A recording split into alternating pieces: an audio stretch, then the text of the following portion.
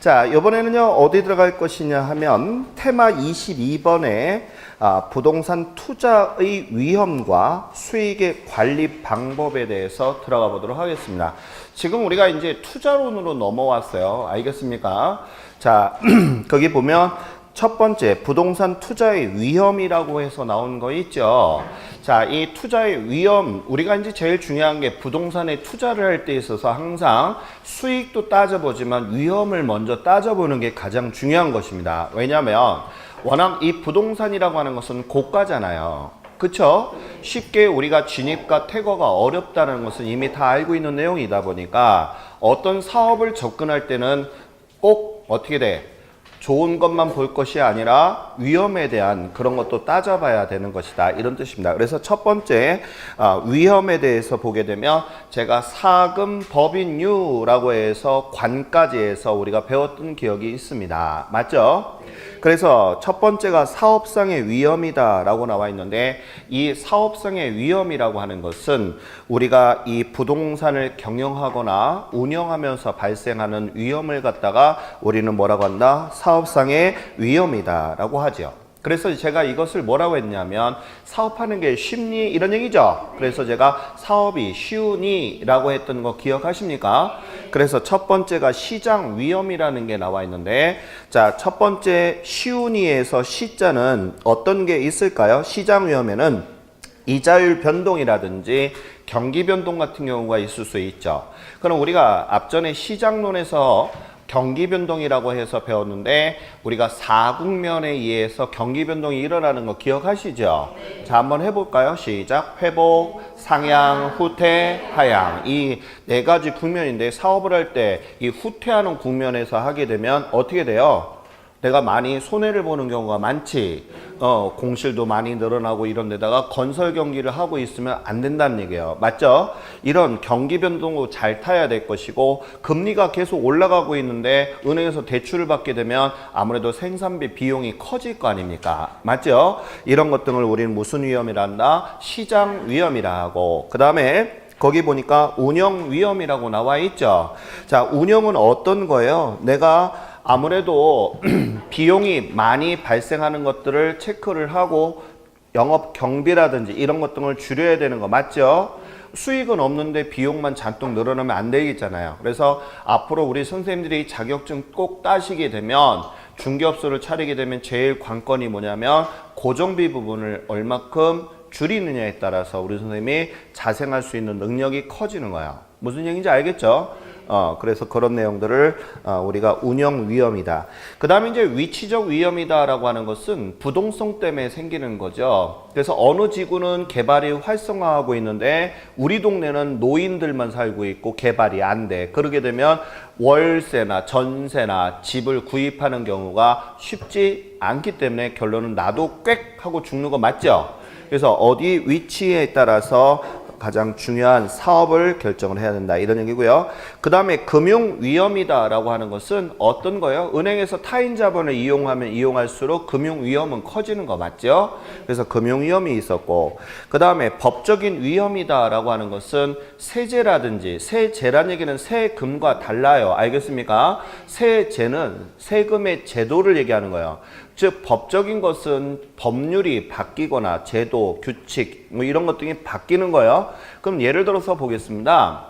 제가 지금 임야를 샀는데 그 임야에 대해서 살 때만 하더라도 아무런 문제가 없었는데 왔더니 계약을 하기 전전날에 국가에서 이것을 뭐라고 하느냐면 자, 이 임야는 알겠습니까? 나라에서 군 작전용으로 쓰는 임야로 지정한다든지 맞아요? 공법상의 제한을 건다든지 하게 되면 내가 사용하고자 하는 임야의 용도로 사용할 수 없게 되잖아요. 이런 것을 우리는 무슨 위험이란다? 법적인 위험이다. 이런 것을 알아두셔야 되겠고요.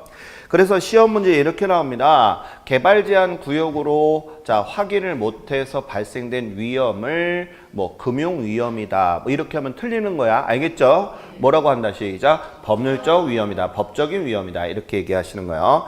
그 다음에 인플레 뭐 인플레는 제가 뭐 수업하면서 늘 얘기했던 거죠. 물가가 상승하면서 돈의 값어치가 떨어지는 현상을 인플레라고 한다는 건 이미 다 알고 있는 내용이에요. 맞죠?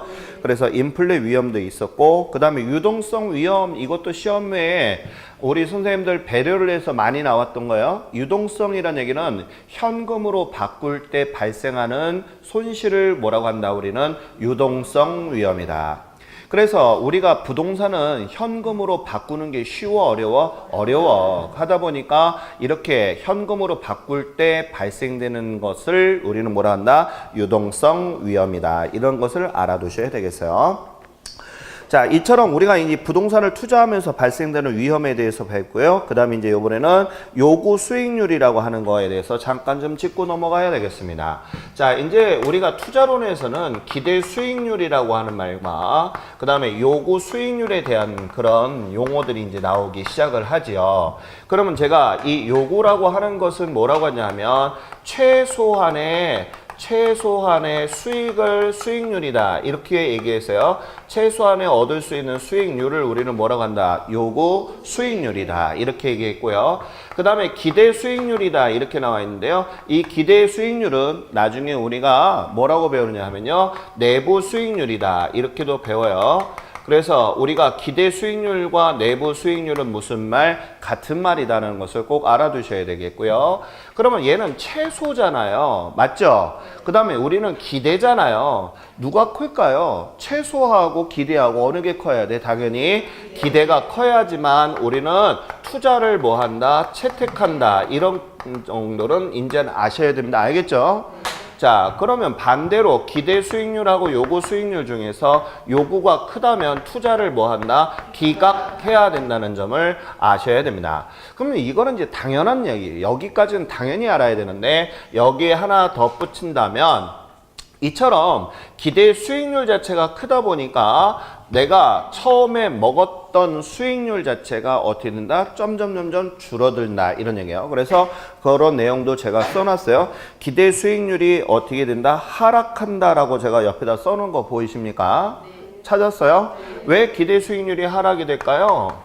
기대 수익률이 왜 하락이 될까요? 너도 나도 어떻게 돼버렸어요?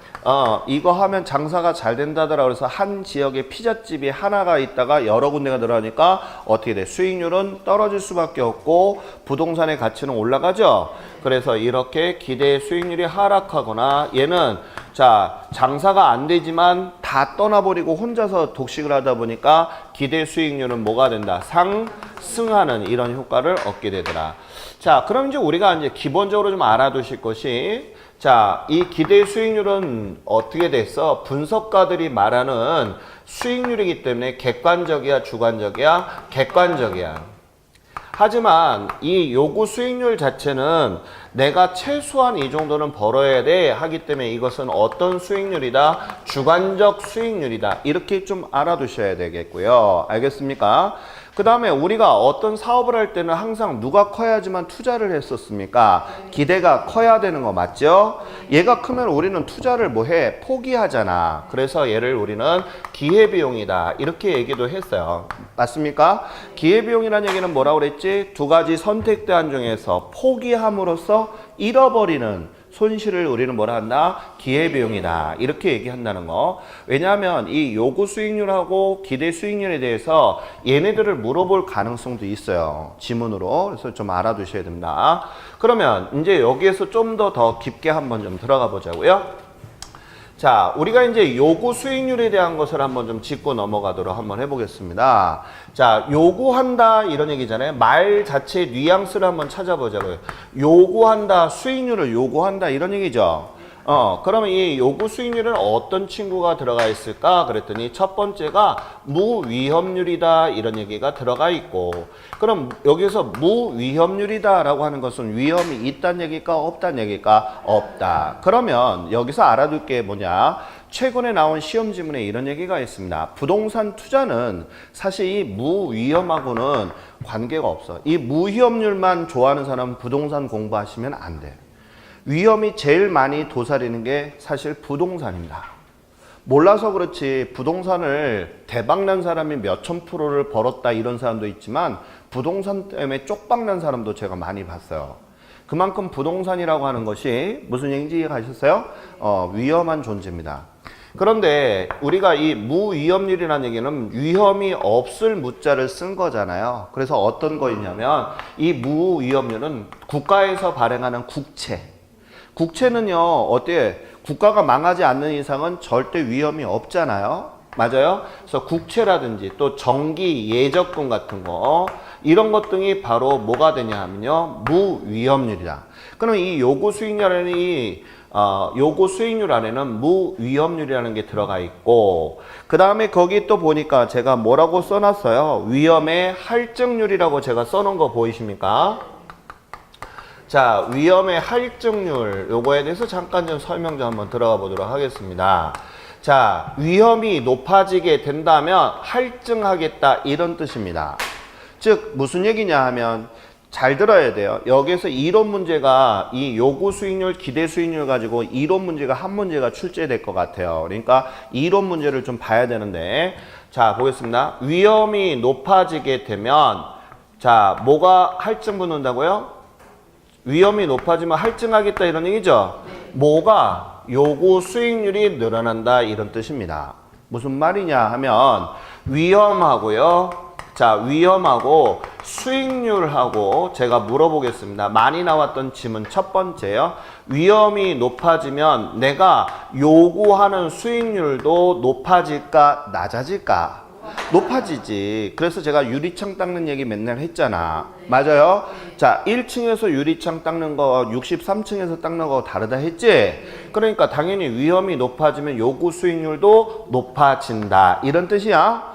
그러면 질문 시험에 이렇게 나왔습니다.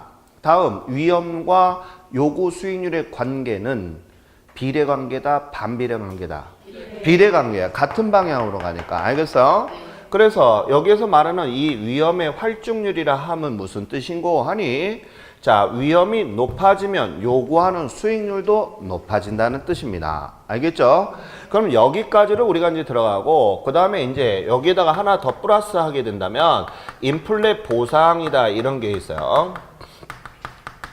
인플레 보상이라고 하는 것은 피셔라고 하는 경제학자가 만든 건데요. 인플레가 발생을 하게 되면 이런 뜻입니다. 그럼 인플레가 발생을 하게 되면 물가가 어떻게 되죠? 상승하고 돈의 값어치가 떨어지는 거 맞죠?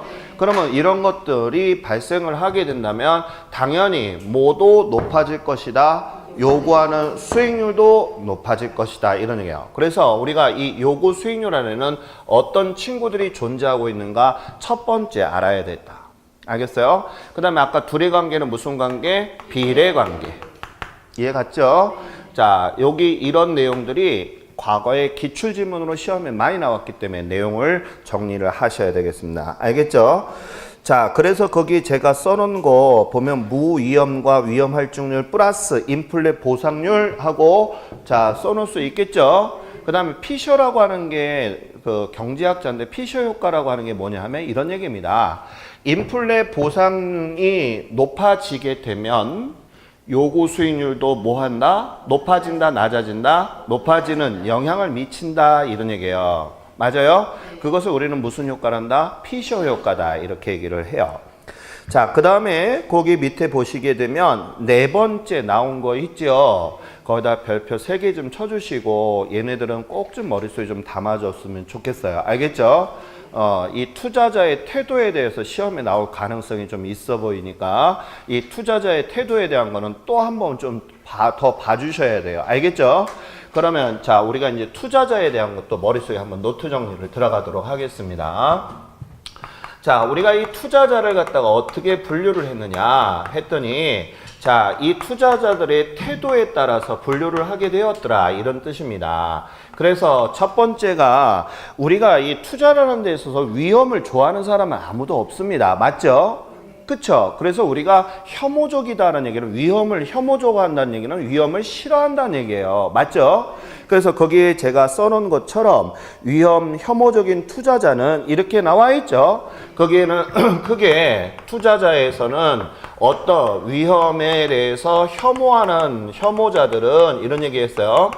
위험을 다 좋아하는 사람은 없단 말입니다. 그래서 위험자, 투자자의 태도로 해서 분류를 하다 보니까 전부 다 위험에 대해서 좋아하지 않는데 그래도 크게 또 두 가지로 분류하자면 이런 얘기예요. 공격적인 투자자하고 그 다음에 또 뭘로 나와 있다? 보수적인 투자자로 구분을 짓겠다 이런 얘기예요. 무슨 얘기인지 이해하셨어요?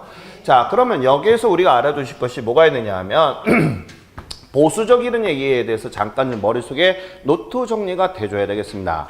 보수적이다라고 하는 것은 우리가 회계학이나 경제학이나 이런 사람들은 절대 손해보지 않는 사람들을 보수적이라고 해요. 우리가 이제 바깥의 세상에서는 보수적이다 그러면 뭔가 꽉 막혀 있고 옛 것을 막 자기 외에는 없는 이런 형태가 되는 것을 보수적이라 표현하지만 경제나 우리 또 회계나 이런 쪽에서의 보수적인 것은 절대로 손해보지 않는 사람들이에요. 무슨 말인지 알겠어요? 그러니까 얘네들은 항상 심사숙고하는 애예요. 그러다 보니까 얘는 보수적인 애는 어떤 사고를 갖고 있냐면 위험이 높아지잖아요. 그러게 되면 요구하는 수익률도 상당히 뭐하다는 거예요? 높아지게 부르겠다 이런 애예요. 그러니까 만약에 이런 게 조건이 이루어지지 않는다면 난 모든 거 투자 안 해 이렇게 하는 애가 바로 뭐라고 한다 시작 보수적인 투자자야. 그러다 보니까 얘는 성격이 딱 부러지는 거지. 이거 아니면 안 해 이런 얘기잖아. 선택의 여지가 없어. 얘랑 만나려면 어떻게 해야 돼? 이 조건을 충족을 시켜줘야지만 얘를 데리고 같이 사업을 하는 거 맞지? 그러다 보니까 얘는 성격이 하나밖에 없으니까 기울기를 따졌을 때 가파른 거야 완만한 거야? 완만하다는 얘기는 여러 가지 성격이 있는 거야. 그러면 얘를 한번 설명할까? 우리가 이 말 속에서 공격적인 얘기가 나왔잖아. 얘는 어떤 거냐면 얘하고도 똑같아. 이 성질을 갖고 있어. 알겠어요? 하지만 얘는 여기에 하나 더 갖고 있어. 자, 위험이 높은데 수익률이 좀 낮아. 알겠어요? 그래도 얘는 투자를 하겠다는 애야. 그러니까 얘는 두 가지 경우의 수가 있잖아.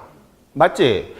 얘는 꼭 뭐만 해야 돼? 위험이 높으면 뭐도 높아야 돼. 수익이 높아야지만 얘랑 같이 친하게 지낼 수 있는 거지. 근데 얘는 두 가지를 갖고 있잖아. 그러면 얘는 성격이 완만한 거야? 까칠한 거야? 완만한 거지? 아니야? 우리 왜 옆에 짝꿍을 같이 앉아있는 사람은 좀 친하다고 봤을 때 짝꿍이 없는 거는 외로운 거예요. 맞죠? 끝나고 외롭지 않게. 자, 거기 보게 되면 그런 얘기를 했어요. 혐오도가 적은 자, 혐오도가 많은 자라고 표현했지만 알겠습니까? 거기 보게 되면 제가 그런 얘기를 했어요. 위험 혐오도가 클수록 이런 얘기인데 얘는 뭐냐 하면 까칠한 거야. 얘는 선택의 여지가 어떤 거야? 하나밖에 없지. 그래서 얘를 우리는 혐오도가 뭐하다? 높다라고 하는 거야. 얘는 혐오도가 뭐하다? 낮다. 왜? 선택의 폭이 넓으니까. 맞아요? 그런 뜻이야. 그래서 얘를 우리가 뭐라고 하느냐면 성격이 완만해. 맞지? 얘는 그런 거야.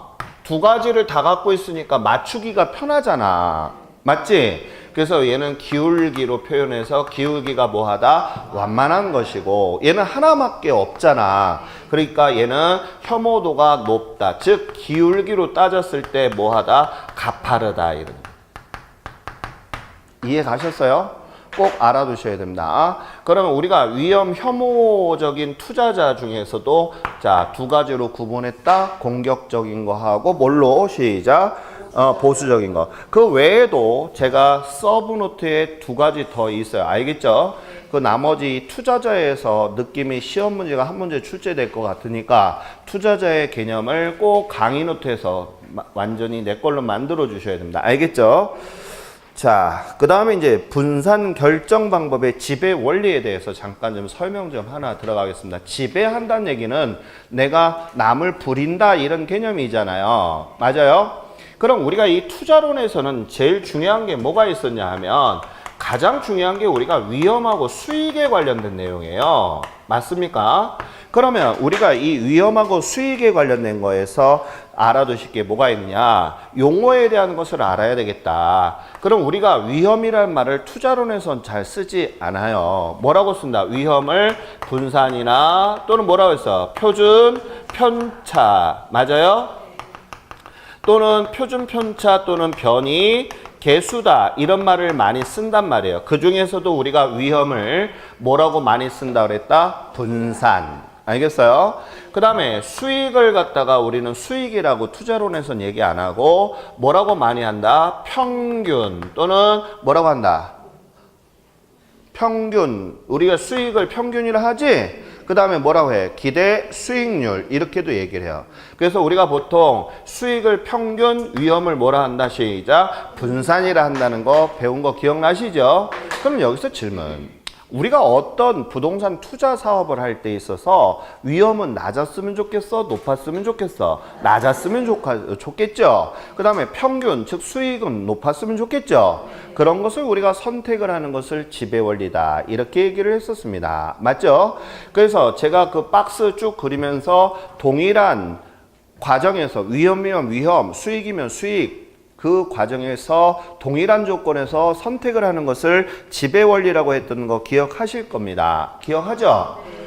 그래서 우리가 거기 제가 써놓은 것처럼 수익이 같을 때는 위험이 어떤 놈을 선택을 해야 된다고 그랬어요. 시작. 낮은 거. 맞죠? 그럼 만약에 그 얘기한 대로 위험이 같다면 수익은 높은 거 기억나십니까? 그러면 요거에 대해서도 우리 잠깐 짚고 넘어가 볼까요? 자, 이렇게 됐다라고 하는 그래프 한번 머릿속에 좀 끄집어내 보겠습니다. 자, 여기는 수익률이라고 보고요. 즉 평균 이렇게 쓸게요. 자, 그 다음에 여기는 분산 이렇게 써봅시다. 분산은 뭐라고 그랬어? 위험. 맞아요? 자, 우리가 A라고 하는 놈과 B라는 놈이 같은 위험에 위치해 있다. 알겠어요? 그러면 우리 선생님은 어느 거를 선택을 하겠어요? 왜요? 자, 당연히 위험이 같다면 방금 제가 어떤 놈을 선택한다고 그랬어? 수익이 높은 거를 선택하는 거 맞죠? 그렇기 때문에 B는 선택을 안 하고 A를 선택하는 거 맞습니까? 이해갔죠? 그러면 이것을 우리가 지배 논리로 얘기했을 때 뭐라고 얘기한다? 시작. A가 B를 지배한다라고 했던 거 기억하시죠? 자, 그래서 이런 우리가 최고의 우량인자들만 알겠습니까? 최고의 우량인자들만 모여서 선을 딱 그려보니 이것을 우리는 뭐라고 얘기한다? 시작. 효율적 전선이다. 이렇게 얘기했던 거 맞죠? 즉 효율적 전선은 효율적인 투자 전선이다. 이런 얘기예요. 효율적인 뭐라고요? 투자 전선이다. 제일 좋은 선이다. 이런 얘기예요. 그러면 우리가 여기에서 시험 문제에서 좀 알아야 될 것이 뭐냐 봤더니 이런 말장난을 치더라 이런 얘기죠. 자, 이것은 이 선에 거의 맞닥뜨리게 되면 효율적인 투자 전선이라는 얘기는 투자를 하기에 좋은 거다 이런 얘기예요. 하지만 이런 투자선들을 찾으려고 투자자들은 계속 접근을 해갖고 올 것입니다. 맞아요 이거? 그래서 이 선이 맞닿은 점이 있지. 맞닿은 점이 있잖아. 그래서 이 맞닿은 점을 우리는 접점이라고 얘기하는 것이고 이게 바로 최적의 뭐라고 한다? 포트폴리오, 즉 우리가 최적의 투자 전선이라고 얘기를 하는 거예요. 그러면 이것을 우리가 최적의 투자 전선, 최적의 포트폴리오를 실현했다 이렇게도 얘기를 하고 있어요. 그래서 이 접점이 우리가 가장 중요한 최고의 선택이다 이런 뜻입니다. 알겠어요? 그럼 머릿속에 용어 정리가 돼줘야 돼. 이 선을 연결한 것은 효율적인 뭐야? 전선. 또 효율적 프론티어라고 들어봤죠? 투자 전선이다 하는 것이고 그럼 최고의 선택을 하는 것은 전선을 맞닿은 점이야. 알겠어요? 그래서 맞닿은 점을 우리는 최적의 투자 전선이고 최고의 선택이다 라고 하는 것을 알아두셔야 되고 그러다 보니까 투자자들이 여기서만 밀고 내려오는 애들도 있고 여기서 또 밀고 들어오는 애들도 있겠지. 그래서 맞닿은 점이 있고 여기도 있을 것이고 많이 있을 것이다는 얘기예요. 맞죠? 그럼 여기에서 우리가 이제 알아야 될 것이 자, 여기에 지금 자, Z가 여기 있고 여기에 우리가 예를 들어서 자, 갑이라고 했을 때 자, Z는 어떠냐면 위험도 낮고 수익도 낮은 거 맞지? 그래서 얘를 우리는 보수적이라고 그럴까? 공격적이라고 그럴까? 보수적이다 이렇게 얘기하는 거예요. 투자도 소극적이야. 무슨 말인지 알겠죠? 아까도 제가 말씀드린 것처럼 이 보수적인 애는 위험을 되게 싫어하고 손해보는 짓을 절대 안 해. 위험한 걸 안 하는 거지. 근데 얘는 좀 어땠어? 위험도 높고 수익도 높은 거 맞지? 그래서 우리가 갑을 우리는 뭐라고 한다? 시작. 공격적 투자자다라고 얘기하는 것입니다. 이해가셨어요? 다시 한번. 얘는 뭐라고 한다고요? 시작. 보수적 투자자. 그 다음에 얘는 공격적 투자자라고 한다. 그러면 시험 문제에 이런 지문이 나온 게 있습니다. 잘 봐요. 다음 효율적 투자 전선이 요 Z서부터 시작을 해서 여기까지 이어진 선 1번. 자, Z서부터 시작해서 여기까지 이어진 거 2번. 자, 어느 것이 더 효율적인 투자 전선이라고 할 수 있겠습니까? 라고 했을 때 몇 번? 1번, 2번. 어느 게 좋을까? 어느 게 더 효율적인 투자 전선이야? 1번은 짧잖아. 그치? 2번은 길지? 어디까지 왔어? 끝까지 왔잖아. 이게 더 효율적이라고 봐. 그래서 몇 번이야? 이해 갔어요? 그래서 우리가 과거의 기출 시험 문제를 보게 되면 이런 형태로 시험에 나왔고, 그 다음에 지배관계 아까 내가 물어봤었지 얘네들. 네. 이해 갔어요? 그럼 또 질문. 자, A하고 C가 있다. 어느 게 더 좋은 투자 선택이야? A하고 C 중에서. 왜? 위험이 뭐 하니까? 작으니까. 그러면 이것을 지배 논리로 얘기하세요. 그럼 시작. A가 C를 지배한다. 이처럼 우리가 우량 인자들만 연결한 선을 뭐라 한다고? 시작. 효율적 투자 전선이다. 효율적 프론티어다라고 하는 거 까먹지 마요. 알겠습니까? 자, 그 다음에 이제 포트폴리오 이론으로 들어갑니다. 자, 이 포트폴리오 이론에서는 거기 마코, 자, 해리 마코위츠라고 하는 사람이 한 바구니에 달걀을 담지 마라 이런 얘기죠. 그럼 우리가 이 포트폴리오 이론에서도 머릿속에 노트 정리가 확실하게 돼줘야 되는 것이 어떤 이론이냐 이런 얘기예요. 그럼 우리가 이 포트폴리오 이론에서는 자, 포트폴리오 이론은 자, 어떤 게 있느냐 하면 머릿속에 꼭 기억을 하셔야 되는 게 있어요. 이 포트폴리오라고 하는 것 자체는 분산 투자라고 했었던 거 맞죠? 네. 그러면 여기에서 말하는 이 분산 투자라고 하는 것은 분산이라는 얘기는 뭐란 얘기예요? 위험이잖아요. 네. 맞아요? 네. 그러니까 결론적으로 얘는 포트폴리오가 뭐냐면 수익률을 많이 얻는다는 게 목적이 아니라 얘는 무엇을 분산하겠다는 거야? 위험을 분산하겠다. 그러니까 위험을 줄이겠다는 거야? 늘리겠다는 거야? 줄이겠다는 것이 포트폴리오 이론의 가장 중요한 이론이다. 그럼 위험을 어디까지로 줄일 것이냐라고 그랬더니 거의 없는 어디까지? 0이 가까울 때까지 없애자. 이게 바로 포트폴리오 이론의 가장 중요한 핵심 이론이야. 무슨 말인지 알겠어요? 그래서 이 포트폴리오 이론은 수익률을 많이 올리고 적게 올리고 그런데 주안점이 있는 게 아니라 무엇을 시작? 위험을 어떻게 줄여야 돼? 0으로 줄여야 돼. 그러면 이때 0으로 줄일 때 어떤 선택을 해야 되느냐 이런 얘기야. 그래서 여기에서 두 가지가 나오게 돼. 동일 방향으로 우리가 투자를 할 것이냐 반대 방향으로 투자를 할 것이냐 이 두 가지 개념이 나와. 그러면 동일 방향이다라고 하는 것은 어떤 데다가 하냐면 여름 종목이다 그러면 여름 종목을 다 사는 거야. 이건 위험한 발상이잖아. 맞아? 여름에는 올라갈지 몰라도 겨울에는 어떻게 된다? 비수기로 들어가니까 위험해 안 위험해? 위험해. 맞지? 그럼 만약에 내가 여름 것도 있고 겨울 것도 있으면 여름철에 이익 받다가 겨울철에는 비수기일 때는 겨울 거 올라가는 거 맞지? 그래서 제가 하시는 분은 그런 얘기를 하시는 분도 계세요. 자, 정년 퇴임을 하시고 나서 무엇을 할까 그러다가 딱 하는데 여름철에는 제일 많이 설치하는 게 뭘까 했더니 에어컨. 맞지? 그래서 에어컨 기술을 열심히 배웠어. 근데 겨울에 놀고 있는 거야. 그러니까 겨울에는 뭐 해야지만 될까? 보일러. 두 가지 지금 자격증을 따고서 열심히 놀고 있는 게 아니라 열심히 사계절을 갖다 바쁘게 사시는 분이 있어요. 진짜. 그것도 좋은 얘기인 것 같아. 맞죠? 끝나고 나도 그런 걸 한번 해봐든가. 우리 부동산도 비수기가 있어요? 알고 있죠? 언제가 비수기야? 여름, 겨울 두 가지가 있어요. 왜냐면 사람들이 안 하거든. 여름철에. 맞죠? 그럼 제일 성수기는 언제야? 봄하고 가을이야. 이사철에 그때 반짝하는 거야. 그래서 우리가 중개업소 제가 아시는 분들, 사업하시는 분들이 1년에 2번 반짝해서 벌고 나머지는 이제 여행 다니면서 자기 힐링하고 땅 보러 다니고 막 이래. 무슨 얘기인지 알겠어요? 그러니까 우리 선생님 오픈하는 시점도 잘 보고서 해야 돼. 겨울에 하고 나서 왜 손님이 없지? 그래서 파리채 막 때리고 그러면 안 돼. 알겠어요? 그러면 나중에 영업 경비가 확 올라가 버리잖아. 맞아, 안 맞아? 괜히 우리는 푸른 꿈을 안고 자격증도 땄겠다. 내가 사무실 딱 차렸는데 언제 했느냐 하면 11월 달에 차리기 시작을 한 거야. 그럼 내년도 언제까지 굶어야 돼? 12, 1, 2 맞아요? 3개월 동안에 적자를 본단 말이야. 그래서 그 시점도 우리가 꼭 알아야 돼요. 이거 정말 중요한 논리예요. 알겠어요? 자, 그래서 동일한 방향이다, 반대 방향이다. 무슨 얘기인지 아시겠어요? 네.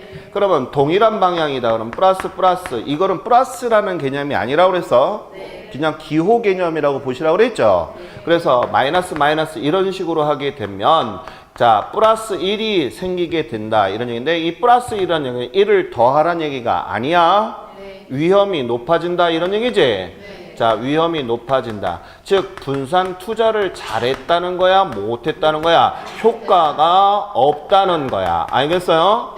분산 투자 효과가 없다는 뜻입니다. 그 다음에 반대 방향으로 투자를 하게 되면 우리는 이렇게 마이너스 1이라고 표현을 한다라고 그랬었죠. 그러면 얘는 뭐라고 그랬어? 위험이 뭐 하는 거야? 낮아지는 거지. 그럼 얘는 분산 투자 효과가 높은 거지. 그럼 우리는 어떤 방향에서 투자를 해야 된다. 부동산일 때 반대 방향이다. 그럼 여기서 질문. 시험 지문에서 이런 게 나왔습니다. 자, 우리가 주식이나 예금이나 부동산이나 이렇게 나누어서 투자하는 것을 분산 투자라고 하는 거 맞죠? 그런다면 만약에 자, 부동산에서는 개별성이라는 게 존재하는 거죠. 그럼 만약에 부동산을 제가 제주 땅 사고 서울에도 땅 사고 천안에도 땅을 샀다면 이것은 분산 투자를 할 수가 있다, 없다? 있다. 알겠어요? 그러면 선생님 분산 투자는 분명히 다른 데 해야 되는데 부동산에 몰빵했잖아요. 근데 중요한 것이 우리 대한민국의 땅값은 서로가 뭐해? 달라. 지역성이 있기 때문에 우리가 부동산에서 이렇게 나누어서 투자한 것은 포트폴리오를 했다라고 보는 거예요. 그게 시험 문제로 나왔어요. 알겠죠? 헷갈리지 않아야 돼요. 알겠습니까? 다시 그게 포트폴리오라고 인정되는 것은 뭐 때문에 그런 거야? 시작. 지역성이나 개별성이 존재하기 때문에 각각의 지역에 투자를 하였다면 알겠습니까? 이것은 분산 투자를 하였다라고 본다는 거 꼭 기억하셔야 돼요. 근데 만약에 천안 땅에다 올빵했어. 그럼 이건 분산 투자는 아니야? 무슨 말인지 알죠? 자, 그러면 이렇게 해서 우리가 들어가는데 그러면 아까도 얘기한 것처럼 0에 가까울수록 위험이 적어졌다 했잖아. 맞아? 그래서 그 위험은 어디에 숫자에 위치하느냐 그랬더니 위험은 이렇게 되는 거지.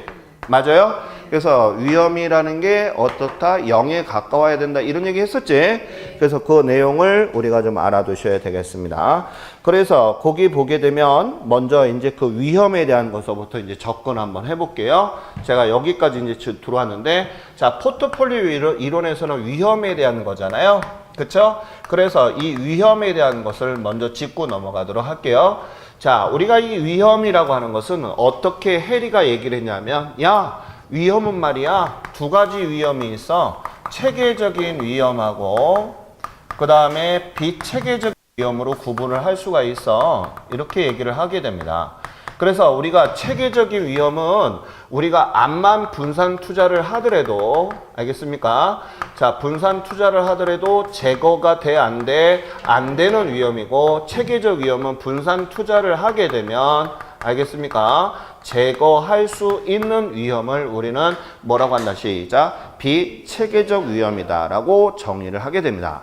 그러면 시험 문제에 가장 많이 나오는 게 이 뭐 체계적 위험은 무조건 분산 투자를 많이 하면 위험을 제거할 수 있다. 다 틀려. 알겠어요? 얘는 절대적으로 없앨 수가 없어. 이게 가장 중요한 말. 그러면 얘는 우리가 어떻게 미치는 영향이냐라고 했을 때 얘는 전체적인 거에 미치는 거야. 즉 우리가 일반적 요인이라고 볼 수가 있어. 감정평가에서. 자, 대한민국 전역에 미치는 거야. 예를 들어서 대한민국에서 기준금리가 5%로 상향 조정했다 그러면 대한민국 사람 다 해당되는 거 맞죠? 이것은 체계적이야 비체계적이야? 체계적. 그 다음에 공법이 규정이 강화되었다 이렇게 나오게 되면 다 이것도 체계적인 거 맞죠? 또 전쟁이나 인플레나 모든 것이 이런 위험이다. 한데 이 비체계적 위험은 개별적인 위험이기 때문에 가장 중요한 거 피할 수가 있다 없다? 있다는 거예요. 무슨 말인지 알겠어요? 예를 들어서 A동에 전염병이 걸렸다라고 하게 된다면 그 동네에서 못 살잖아. B동으로 갈 수도 있고 C동으로 갈 수 있지. 이렇게 간다면 이것은 뭐라고 한다? 시작. 비체계적이다. 그래서 거기 박스에 보시게 되면 제가 체계적인 위험과 비체계적 위험에 대해서 설명해 놓은 거 이해하시겠죠? 자, 꼭 아셔야 된다. 자, 그 다음에 거기 보게 되면 분산 효과라고 하는 것은 아까도 얘기했듯이 분산 투자를 함으로써 우리가 체계적 위험을 없애자는 거야? 아니면 비체계적 위험을 없애자는 거야? 비체계적 위험을 없애자고 하는 게 분산 투자야? 무슨 말인지 알겠어요? 분산 투자를 해도 없애지 못하는 위험이 아까 제가 체계적이라고 그랬잖아.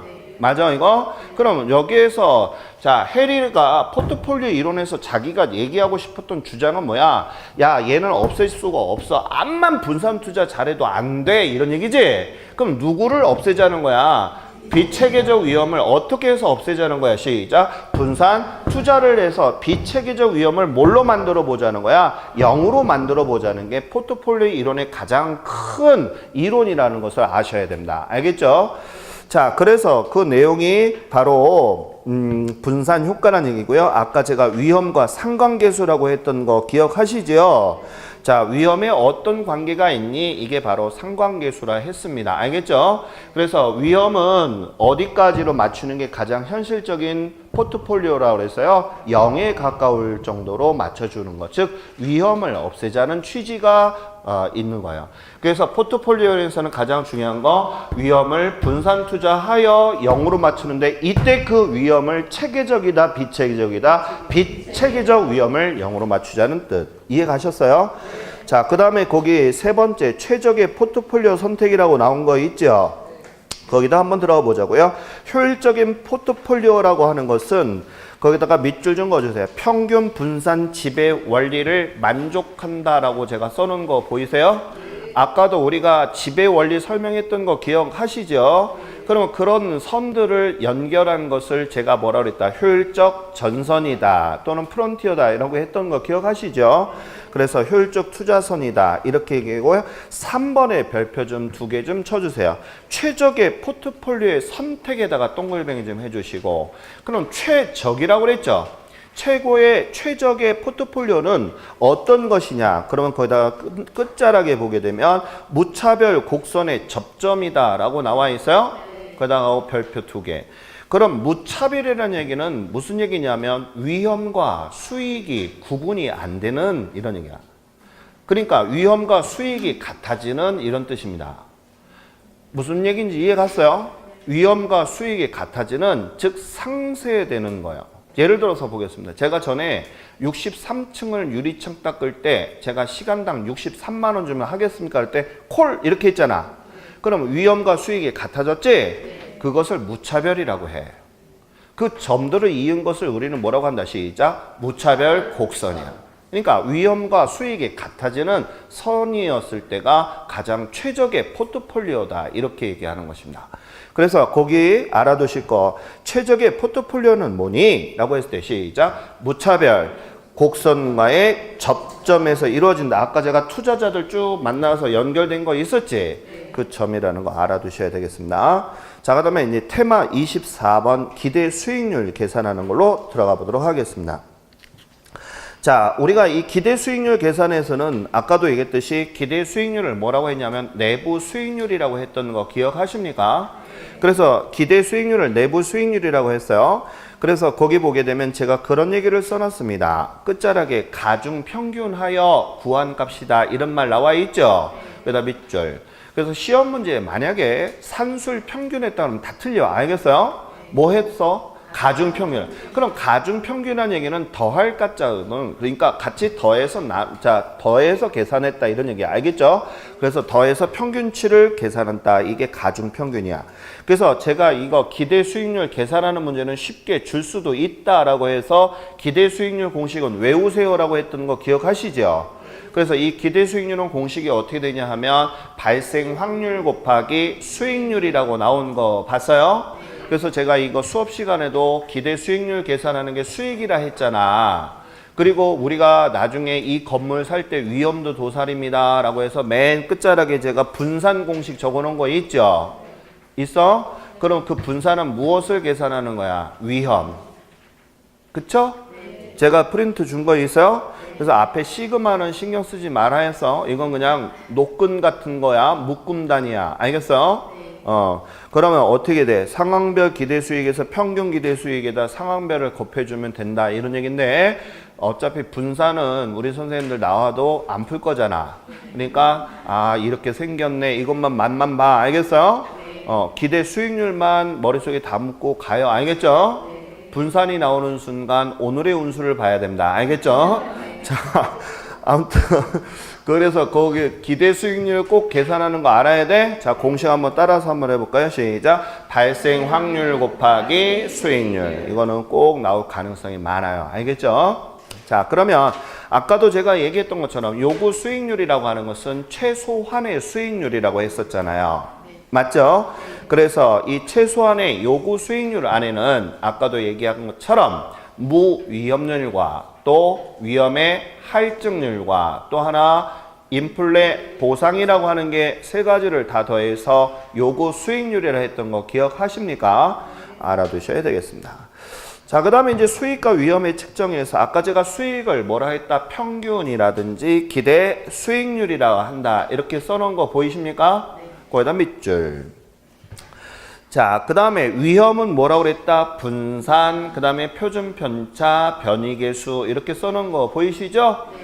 이렇게 해서 우리가 이런 것들을 위험하고 수익을 이렇게 표현을 해서 투자론에서는 수익을 수익이라 하지 않고 뭐라 한다? 평균. 알겠죠? 위험을 뭐라 한다고요? 분산이라고 한다는 것을 알아두셔야 되고, 그 다음에 이제 제일 중요한 것이 뭐냐 하면 이런 게 있어요. 여기 봐요. 자, 이제 우리 선생님은 중개업자가 되실 분들인데, 알겠습니까? 자, 항상 투자자한테는 좋은 점만 얘기하면 안 돼. 나쁜 점도 같이 얘기를 해줘야 돼. 무슨 말인지 알겠어요? 항상 좋은 점만 얘기하게 되면 나중에 위험에 대해서 얘기 안 했을 때 사기로 몰려. 그래서 진짜 위험해. 그 실무 시간에 얘기하죠? 그런 얘기 안 해줘? 사기당해서 진짜로 소송 제기해서 물려서 다 물어준 거. 그런 거 실무 시간에 얘기 안 하나? 시험 때문에 그런 얘기도 안 하지. 막 그런 사례 같은 거 얘기 안 해줘요? 나중에 노는 시간에 해쫑 이렇게 한번 해줘야겠죠. 그런 거 진짜 알아야 되거든, 그거. 그래서 항상 뭐든지 찬반, 그 위험과 수익에 대한 그런 내용을 얘기해 줘야 돼요. 무슨 말인지 알겠어요? 그래서 거기에다 밑줄, 평균과 분산을 모두 고려해야 된다는 거 무슨 얘기야? 수익과 위험을 고려해서 투자 선택을 하게끔 해줘야 됩니다. 알겠죠? 선택은 누가 하는 거야? 투자자가 하게끔 해야지. 중개업소가 막 부추겨 가지고 하게 되면, 위험을 얘기 안 하고 막 부추겨서 하게 되면 나중에 어떻게 되냐 하면 클레임을 들어올 수가 있어. 그러면 온빵 뒤집었어. 무슨 말인지 알겠죠? 선택은 누가 하게끔 해야 돼? 투자자로 해서 수익과 위험에 대한 것을 분명히 비교시켜 줘야 돼. 그래서 제가 그런 얘기 했잖아. 저번에 기대 수익률하고 분산 공식 알아야 된다고 했더니 전부 다 시큰둥했잖아. 그치? 여기가 안 그랬나? 아무튼 자, 무슨 얘기인지 아셔야 됩니다. 자, 그래서 알았고요. 그 다음에 이제 화폐 시간가치 잠깐 볼게요. 자, 우리가 이 화폐 시간가치에서는 사실 참 힘든 내용 중에 하나가 6가지를 외워도 어떻게 문제를 풀어야 될지 참 암담한 경우가 많아요. 맞죠? 그럼 우리의 목표는 뭐야? 계산 문제가 나오게 되면 간단한 거는 풀을 수 있어야 되겠죠? 현재 가치나 미래 가치 정도는 계산할 수 있어야 돼요. 하지만 그 외 연금이라든지 이런 것도 다 외우면 좋겠지만 외웠다 하더라도 말장난에 놀아나기 때문에 잘 못 푸는 경우가 많더라. 그래서 여기서 나올 때는 이론 문제를 기대를 해야 되겠죠. 근데 이론도 의외로 어려워. 알겠습니까? 그러면 여기에서 우리가 꼭 짚고 넘어가야 되는 건 누구가 역수관계인가를 꼭 알아야 돼요. 왜? 시험 문제, 이론 문제가 나오면 역수관계 가지고 분명히 틀 것이다. 왜? 출제자도 전문적인 용어로 쓰지만 그 시험 보는 수험생들한테 답을 골라낼 수 있는 그런 분별력을 잡아줄 수 있는 게 뭐일까를 고민했을 때 역수관계 가지고 분명히 틀어놓을 것이다. 그래서 제가 이걸 뭐라고 했냐면 자, 먼저 볼까요? 그 표에 보시게 되면 미래 가치하고 현재 가치가 나와 있잖아. 둘의 관계는 무슨 관계야? 역수 관계지? 뒤집어 놨잖아. 그치? 그래서 나눈 거와 곱한 거. 미래 가치는 곱하는 것이고 현재 가치는 나누는 거지? 그러면 옆에 연금의 내가계수로 이 내가계수라는 얘기는 무슨 얘기냐면 미래 가치를 얘기하는 거예요. 알겠어요? 내가가 원래 이르는 게 뭐 미래 내자야. 그래서 내가계수라는 얘기는 뭐다? 미래 가치란 뜻과 같은 말입니다. 자, 그러면 연금의 내가계수와 감채기금 개수를 한번 보세요. 분자와 분모가 바뀌었죠. 분모와 분자가 바뀌어 있잖아요. 둘의 관계는 무슨 관계? 역수관계. 그 다음에 연금의 현가계수와 저당상수의 관계도 분자와 분모가 바뀌어 있죠. 그래서 제가 뭐라 그러냐면 자, 분명히 역수관계를 물어본다고 했어요. 그래서 연금의 내가계수를 미래가치라고 그래서 연내감 또는 연미감 이렇게 했던 거 기억하세요? 연금의 내가계수와 감채기금 계수가 서로 바뀌었잖아. 그래서 이것을 제가 뭐라 했다? 연내감 또는 연미감 이렇게 했던 거 기억나시죠? 그래서 이렇게 외우시던가. 그 다음에 자, 현재 가치에서는 연금의 현가계수와 저당상수라고 나와 있잖아요. 걔네들은 염현저 했던 거 옆에다 좀 써놓으시고 여기서 알아둘 거 현가계수라는 얘기는 현재 가치의 개수를 줄임말이에요. 알겠어요? 다시 무슨 가치? 현재 가치. 현재 가치에 대한 개수입니다. 그래서 현재 가치에 대한 것은 저당이요. 미래 가치에 관련된 건 뭐라 한다? 감채다. 그럼 여기서 말하는 이 감채는 앞으로 내가 갚아야 될 돈에 대해서 계산을 하는 것이고, 알겠어요? 그 다음에 연금의 현재 가치에 대한 것은 미래에서 있는 것을 내가 지금 현재로 따져본다는 개념이거든요. 그래서 앞으로 내가 저당상수에 대한 것을 원리금의 상환에 대해서 계산하는 게 저당상수예요. 그래서 우리가 원리금 계산할 때 저당 잔액 곱하기 저당 상수로 곱했던 거 기억하시죠? 그래서 연금의 현재 가치 계수에다가 무슨 상수? 저당 상수를 곱해주는구나. 이런 내용들을 알아두시기 바랍니다. 자, 우리 투자의 현금 흐름 분석이 나와 있는데요. 그거는 우리 또 잠깐 또 쉬었다 하겠습니다. 알겠죠?